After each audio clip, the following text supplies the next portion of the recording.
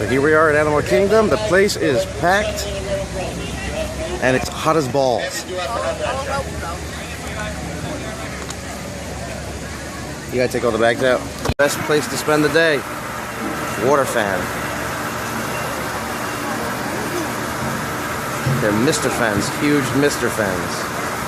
Because it's fucking hot. I'm going to be your furry guide through the Harambe Wildlife Reserve. One very important thing to remember out here on safari: please remain fully seated with arms and legs inside the truck. We will hit rough roads. We'll also go by bushes and trees with some big thorns, and you don't want to catch those. It really wouldn't feel good. Cameras, action or sport settings, they do the best.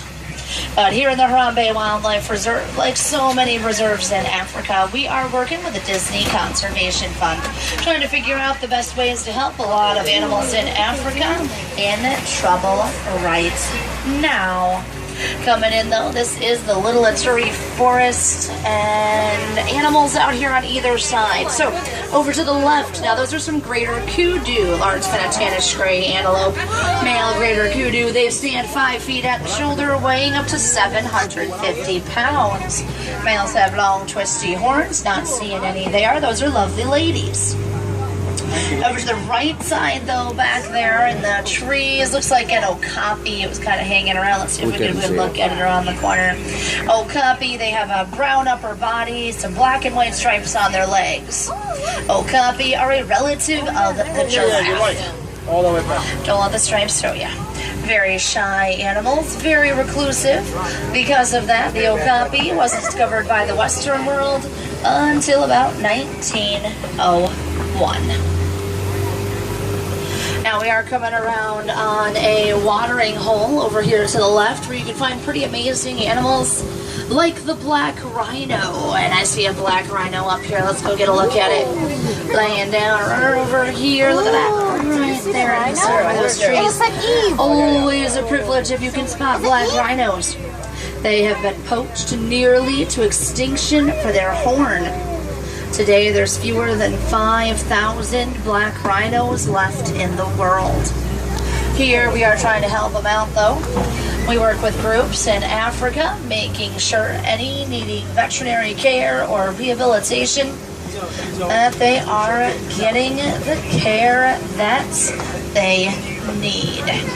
Of course, black rhinos, they can charge at about 35 miles per hour. They can weigh up to 3,000 pounds. Pretty indestructible animals, except by man.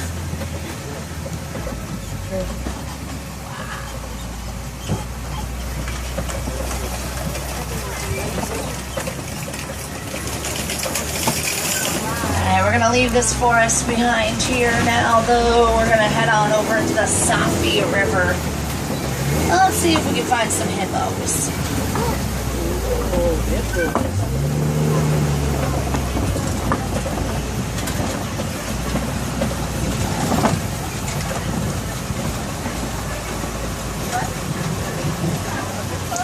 Hippos, now they are one of the larger animals in Africa.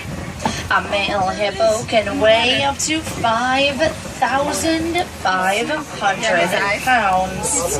Of course, hippos, they do stay in the water for the majority of the day, which is to keep from overheating. A hippo can stay submerged for about 5 to 8 minutes at a time. Usually coming out of the rivers at night, they graze the grass along the shore. A hippo can typically eat about 80 to 90 pounds of grass each night. So, big bloat of hippos out there on these islands. Also out here, though, those large kind of gray and white colored birds, those are pink-backed pelicans. A pink-backed pelican has a wingspan that can reach about 8 feet, making them the largest of the 8 pelican species.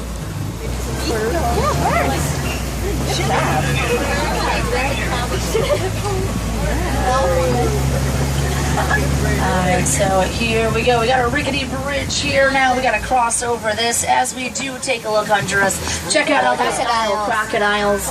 Cold-blooded reptiles. Nile crocodiles can weigh up to 1,500 pounds.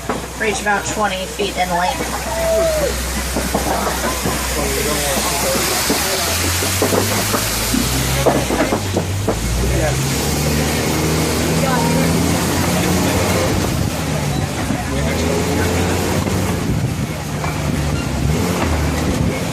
Ooh, a little bit.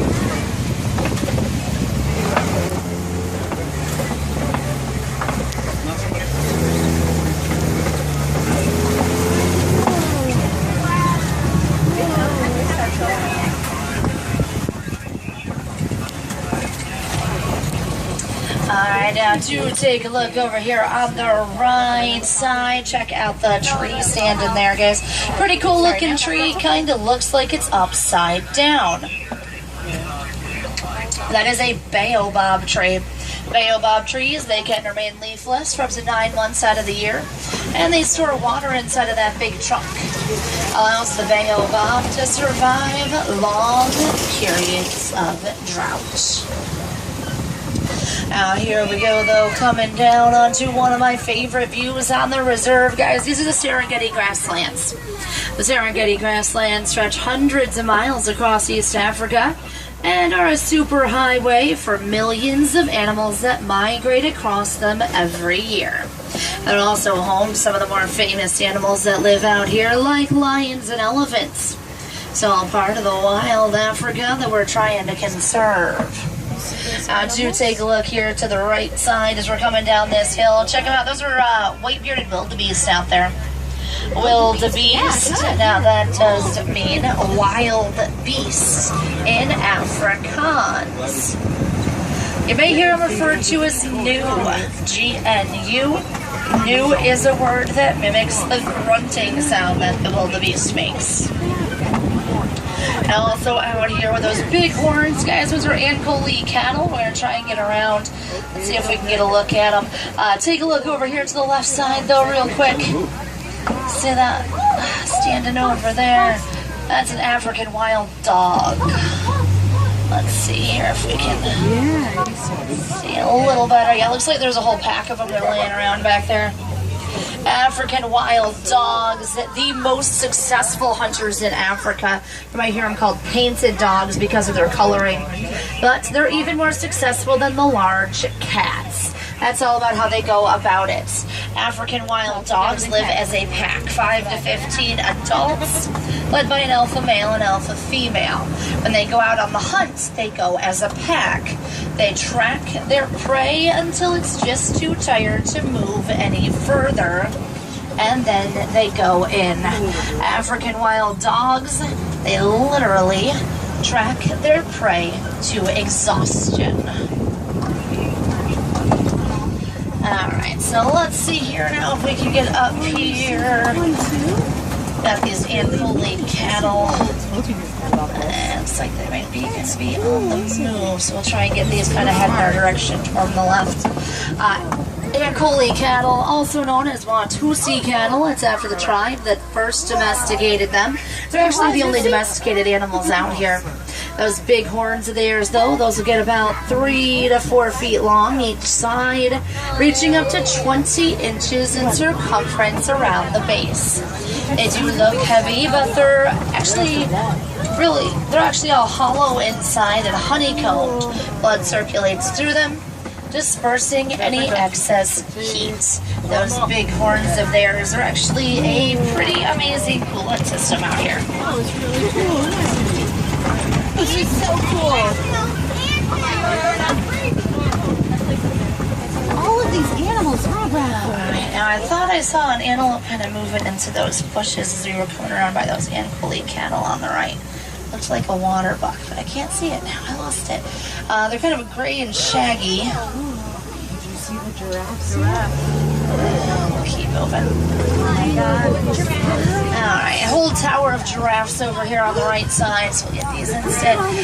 Even out there laying down, that's a little one. Giraffe. Even as newborns, giraffes stand about 6 feet tall. 6 feet's more than tall enough to look anyone on the truck right in the eye. No problem doing it. Fully grown, giraffes stand about 18 to 20 feet tall, which makes them the tallest mammal in the world. Coolest ever. It's still a whole tower of giraffes. Those are Maasai giraffes. You can tell from their spots. Maasai giraffe spots are kind of irregular shaped. They've got rough, jagged edges. Oh, that's cool. He's moving. You see what's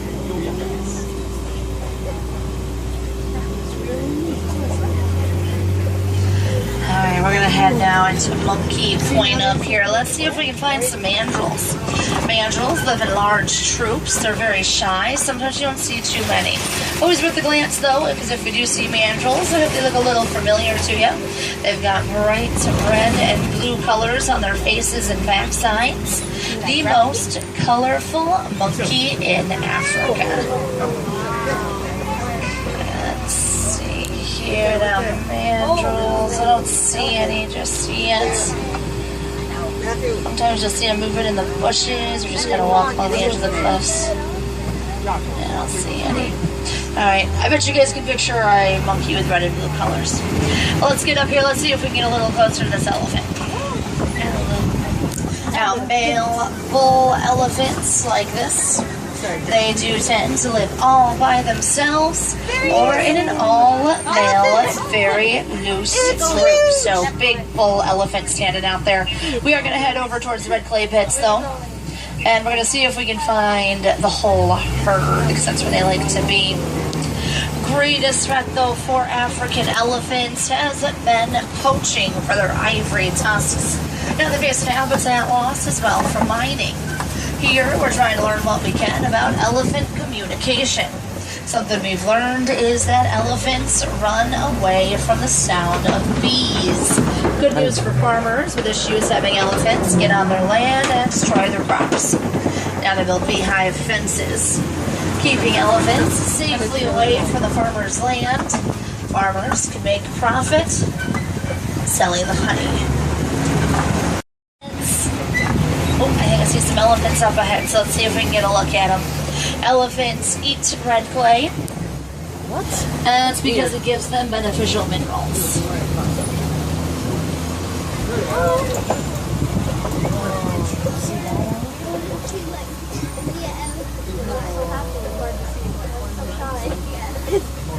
That one looks like maybe a head. Alright, sometimes we get a radio station through from Harambe here. I don't think I would want it hidden. I had to hold it as long as elephants have to hold it.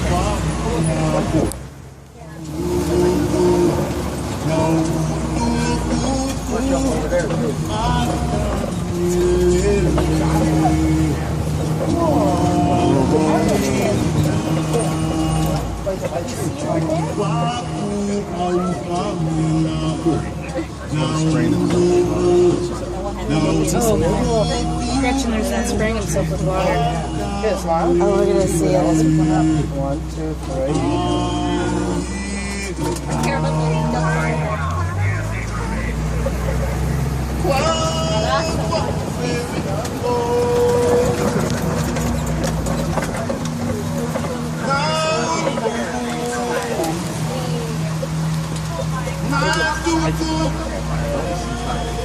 Of course. See that one back there?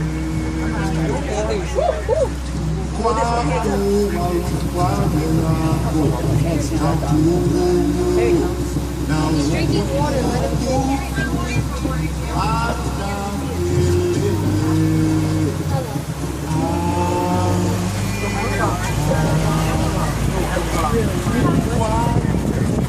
Alright, coming around this island over here to the left, those are greater flamingos on it. Over here to the right, if you take a glance up there at the top of the hill, that big tan antelope, that's a Patterson eland. Now, greater flamingos, they have the lightest shade of pink coloring from any of the other flamingo species. The pink color comes from the foods that they eat, like tiny brine shrimp containing keratin. Those turn their feathers pink. Now, Patterson elands, though, elands are the largest antelope in Africa. A male Patterson eland can stand about 6 feet at the shoulder, weighing up to 2,000 pounds. They can still jump about 6 to 8 feet into the air from a standing position, though, so they're pretty agile for their size. Alright, now this is white rhino territory. We got to keep an eye out, hopefully seeing some around here somewhere. Unfortunately, though, for the white rhino, they are still being poached for their horn. It's got a pretty high value out on the black market. Despite efforts they've gone into trying to protect them, white rhinos have gone from being one of Africa's greatest success stories to becoming threatened again. Looks like maybe one up there on that hill. We'll keep moving, see if we can find somewhere in a little better spot. White rhinos like to live in groups. Groups are called a crash, so we're gonna keep an eye out. Hopefully see some white rhinos running around here.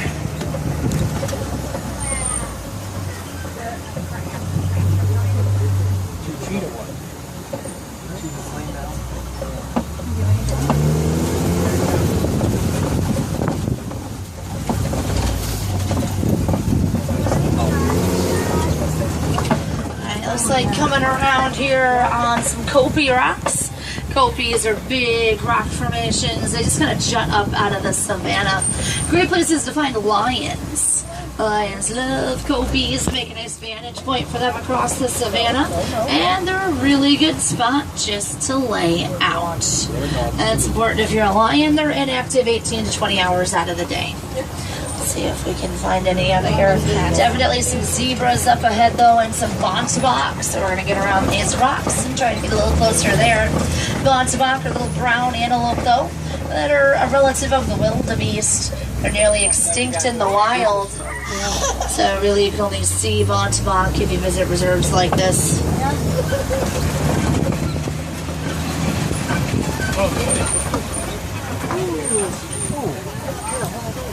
Okay, looks like a warthog's out here, guys. This tree by the center, just next to it. See that warthog laying out? Fuzzy logs. Warthogs, one of Africa's largest burrowing mammals. They dig their burrows out. They use their tusks, their snouts, and their feet to do it. They back up into the burrows, leaving those tusks out exposed in case predators come along. Razor sharp, those tusks.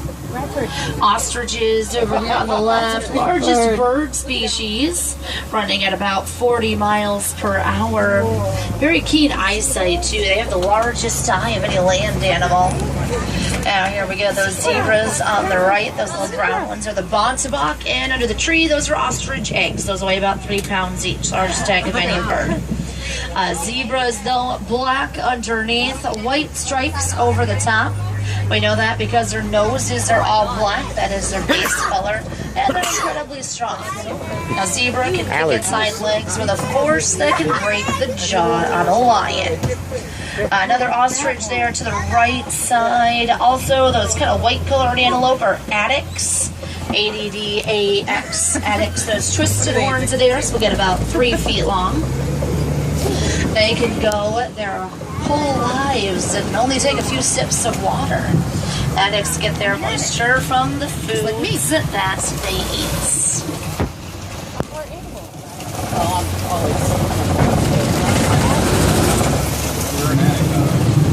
That's what I just said to them. I was like, like me. Those springs keep the animals out, right? Yeah, they separate the animals. They separate the different areas. Yeah. In case anyone was wondering. The bubbly ones.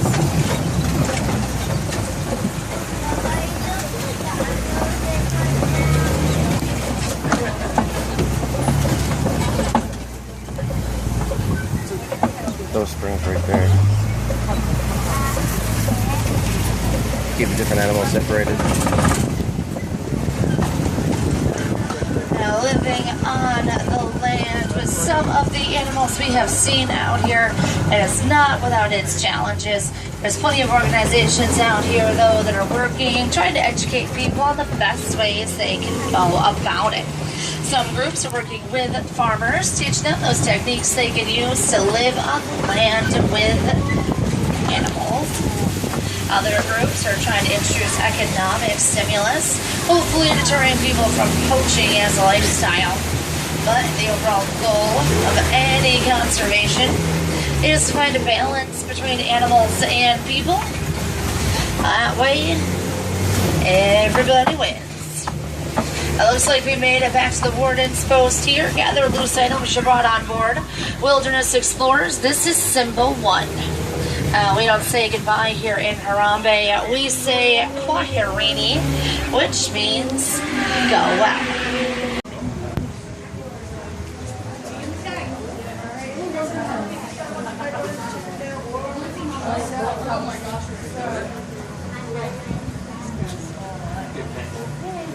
So we went it up.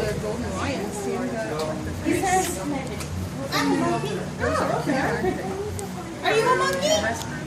Well, you don't have the tails. It's hot Apparently there's no cut and tuck. He's up on top, on the lattice thing. Oh, I see.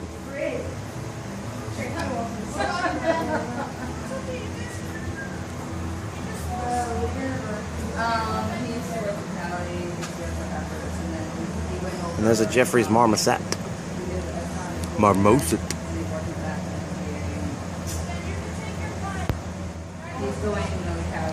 Okay. See, a Jeffrey's Marmoset.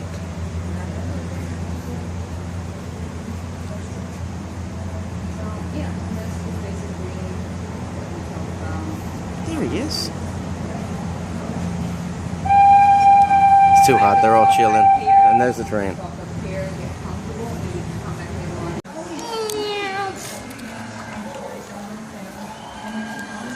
This is Rafiki's Planet Watch. Basically, it's just an excuse to go in where there's AC. There's a rhinoceros, a tiger.